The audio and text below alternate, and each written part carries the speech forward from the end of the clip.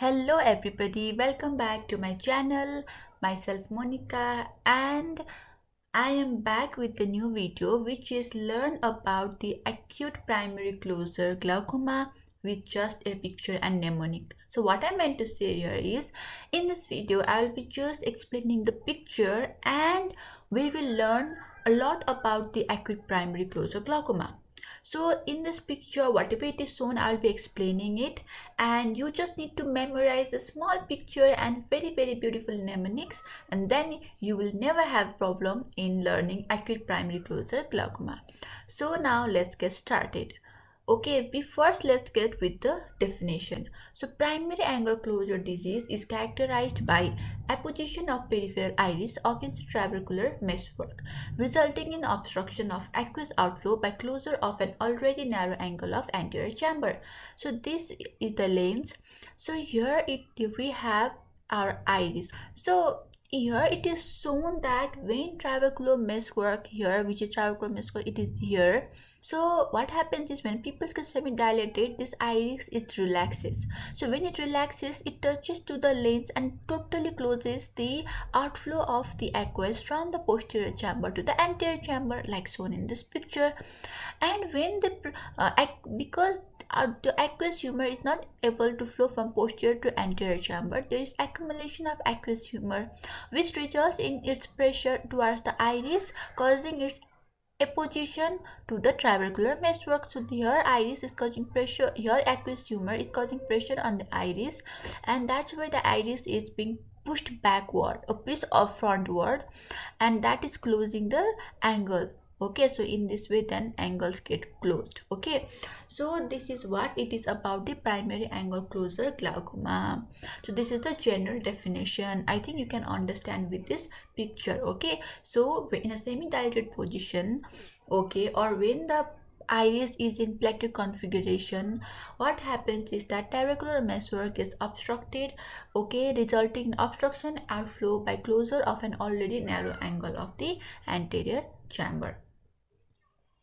So now we will talk about the clinical features and symptoms of the acute primary angle closure glaucoma.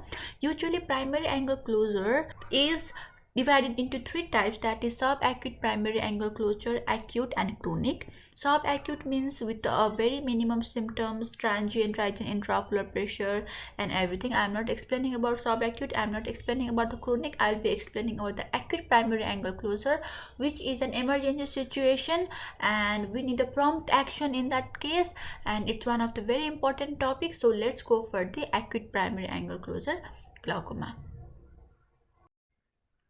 So here from this picture we will learn all the symptoms and all the signs of acute primary angle closure. So acute angle primary closure is the very emergency situation. It's a sight threatening emergency and it lasts for a long day and it has got lots of intense symptoms and signs. So the first thing we will look here is this person, which is a man, and what you can see, what you can observe is this man wearing the goggles or glasses and is crying. I think it's confused. Look at his hands, he's just like panicking and he is vomiting out. So these are the signs, so these are the symptoms that we can say, which is the acute pain, severe acute pain. And you can see there is an eclipse. Okay, eclipse means there is little bit dimness, there is darkness in the surrounding area. So this acute primary angle closure usually precipitates in the night time or in a dim time when our pupils are dilated, or let's say more precisely when they are semi-dilated. So pain, typically acute attack, okay, it is characterized by sudden onset of very severe pain in eye which radiates all the branches of fifth nerve. There is nausea, there is vomiting and prostrations. Also there is impairment of vision, there is redness, photophobia and lacrimation. See, the person is crying, so redness, photophobia and lacrimation. One of the very important symptoms that we should never miss out and which is frequently what teacher wants to hear is colored halos. So we see the colored halos, and what is the reason because of which the person sees colored halos, I will explain in a while. But this is something that you should not forget to tell your patient, to tell your teacher. After that, about 5% patients, they give the history of typical previous intermittent attacks of subacute angle closure. So there will be a past history of subacute angle closure. So these are the few points, these are the symptoms. Now let's move towards the sign. The signs here will be the leads are edematous. Okay, I haven't shown here, but the leads they get edematous. The conjunctiva is chemosed. See, there is severe pain. Severe pain means definitely conjunctiva is chemosed and congested. You can see the conjunctiva, being chemosed, and then there is lots of blood vessels. We can see here total redness of the conjunctiva, which signifies chemos. It's being chemosed and congested. It involves both the conjunctival and ciliary vessels. So remember this. After that, cornea. So this cornea is the it covers the 1/3 of the eyeball. Okay, and in this part we can see the layer of cornea, but it is transparent, so I could not show it. That's why I have given this little bit yellowish whitish area, which is a part of cornea, like if which is edematous. Okay, this cornea is over here, but for picturization I have shown it in this side, indicating that cornea which is edematous and it is insensitive, right? Cornea, the edematous and insensitive, both of them are important. Edematous and insensitive. Cornea is edematous means there is more water inside the cornea. More water means water acts like a prism when rays of light falls over it, because of which there occurs this colored halos. So edematous cornea is the reason of the colored halos, because water inside of it acts like prism. It spreads the light from the sun and then it gives us colored halos appearances. So this is all about the cornea. Next we will go for the iris. So this is the iris. We have seen brown iris, we have seen black iris, we have seen blue iris, but this kind of looks like discolored. Okay, it some kind of looks like it has colors have faded away. This is because the iris may be discolored in the acute primary angle closure. After that, the pupil. This is again another important point you should not forget, that is pupil is semi-dilated and the pupil is vertically oval and fixed. Why pupil is semi-dilated? Why not fully dilated? It is because when pupil is semi-dilated, that is a situation where the iris has the maximum, iris provides the maximum blockage, okay, to the aqueous outflow. So iris gets attached to the lens and it gives the maximum blockage when it is semi dilated. That is the reason why we consider a semi dilated pupil. And semi dilated vertically oval, okay, it's oval, it is not looking oval, but consider this as an oval and fixed, and it is non-reactive to both light and accommodation. There is increase in the IOP, intraocular pressure, which is up to 40 to 70 mm of Hg. This sky is indicating high. It is very above. That's why I am showing the sky. Sky means very high. That is very high intraocular pressure. After that, here are the stones. Stones indicates that the eyeball which gets stony hard. We say due to the increase in intraocular pressure, the eyeballs are getting stony hard. That's why I am showing this picture of stones to indicate that eyeballs will be stony hard. And next thing is fellow eye shows shallow anterior chamber and occludable angle, and optic disc is edematous and hyperemic. After that, one of the very important thing that you should not forget is the about angle and the anterior chamber. So anterior chamber is shallow. Obviously there is closure, that means there will be shallow anterior chamber. You can see aqueous cells and flares in the anterior chamber. I am showing like this stars. You can consider them as cells and flares. And angle of anterior chamber is completely closed as seen in the gonioscopy, and it shows a eclipse sign. We get an eclipse sign when we paint our torch from the temporal side obliquely. We see an eclipse sign in the nasal sign, which is also another important feature sign of the acute closure glaucoma. So this is what I meant to say from the eclipse sign. So here you can see there's a deep angle, there's a deep anterior chamber angle. So you can see when light is shown from the temporal side, you can see it is shining brightly in both the sides, temporal as well as nasal side.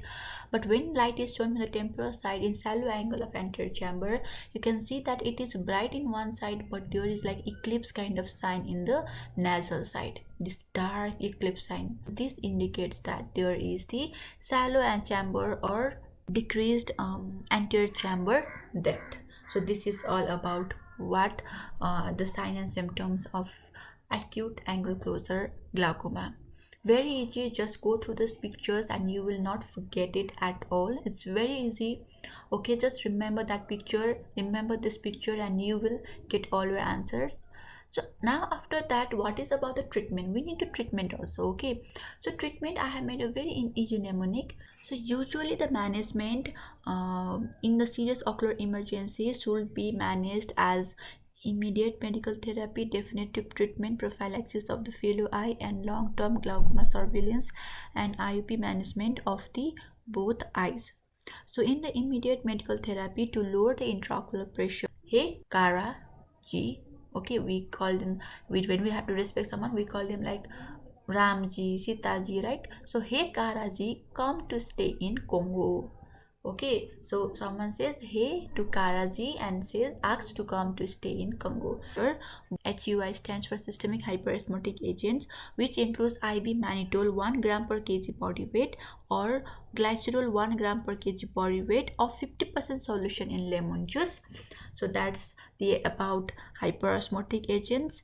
After that, carbonic anhydrase inhibitors, which is estazolamide 500 mg stat and 250 mg 3 times a day. After that, we give is anti-glaucoma drops, which are topical, and beta blockers 0.5% timolol. After that, to stay means stay steroids. Also, if you just take stay of steroids, then it looks like this, no, stay or stay. So to stay means topical steroids, prednisolone, prednisolone acetate 1%. And after that, Congo goes for compressive gonioscopy, and with a 4-mirror gonio lens may helps to relieve pupil block and is essential to determine if the trabecular blockage is reversible. So these are the immediate medical therapy to lower the intraocular pressure: carbolic hyperosmotic agent, carbonic anhydrase inhibitors, anti-glaucoma, topical steroids, compressive gonioscopy. After that, we go for a definitive therapy, which includes laser peripheral iridotomy or filtration surgery, or there is prophylactic treatment of the normal fellow eye. So those are the things I haven't mentioned there, but I would like to just tell them orally only.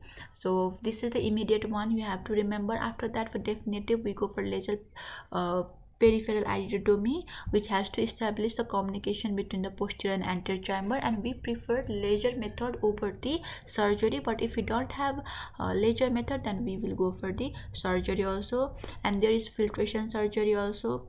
And after that, the last will be the prophylactic treatment of the fellow eye.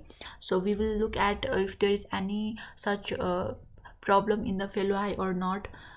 And it is very important to perform prophylactic laser iridotomy or surgical peripheral iridectomy in the fellow eye also. So prophylactic iridotomy or the surgical iridectomy in the fellow eye also, in the asymptomatic eye also, as early as possible, as the chance of acute attack are 50% in such eye. That's why it is very important for prophylactic treatment of the normal fellow eye, and long-term glaucoma surveillance and intraocular pressure management will be done in both the eyes. This is all about the treatment. After that, the last point that we will discuss here is the diagnostic test. So what are the diagnostic tests for the primary angle closure glaucoma? So that it is important to know. So diagnostic test can be just by remembered with this mnemonic GOA view. Goa view. G stands for gonioscopy, O stands for optic disc evaluation, A stands for anterior segment OCT, V for visual field analysis, and I for intraocular pressure management. I think gonioscopy, optic disc evaluation, and IV measurement, you don't have to mock up. It's very obvious. This is a disease which affects intraocular pressure, optic disc, and angle of anterior chamber gets closed. So obviously we will look at them. And other thing is anterior segment and visual field analysis. So the diagnostic criteria for the primary angle closure suspect will be gonioscopy should reveal either trabecular contact in greater than 270-degree angle, which is during acute angle closure. IOP should be elevated, we have already discussed that, and optic disc should show no glaucomatous change, and visual field should be normal. So these are the diagnostic criteria for the primary angle closure suspect, and this is also important, so I have mentioned here. So this was all with the help of this mnemonic, one mnemonic and two mnemonic and another picture. I think you can easily now write a very good and beautiful note on acute primary angle closure. So just remember this picture and those mnemonics, and you will be good for exam. You will be well prepared for your exam. Remember this person crying, remember this eclipse sign, remember vomit, remember this stones which indicates stony heart, remember this chemosh and congested conjunctiva, the lids are edematous, remember this discolored iris, look at this pupil which is semi-dilated, oval and fixed, look at the stills in the anterior chamber, the colored halos, and the sky which indicates it means very high means 40 to 70 mmHg, increased intraocular pressure, and obviously the anterior chamber is very shallow, there is intense pain, and also there is fellow eyes shows of the shallow eyes and fellow eyes shows shallow anterior chamber and occludable angle. So this was all about the primary angle closure, acute angle closure glaucoma, and the differential diagnosis is other causes of the acute red eye and the other secondary glaucoma for this case, and we have already discussed the treatment. So I hope that you understood this video, you liked whatever I try to convey to you. So please do like, share, and subscribe to my channel if you liked it, if you like the way, with the help of this picture and few mnemonics I tried to summarize your chapter. And if you liked it, please do like, share, and subscribe to my channel. Thank you.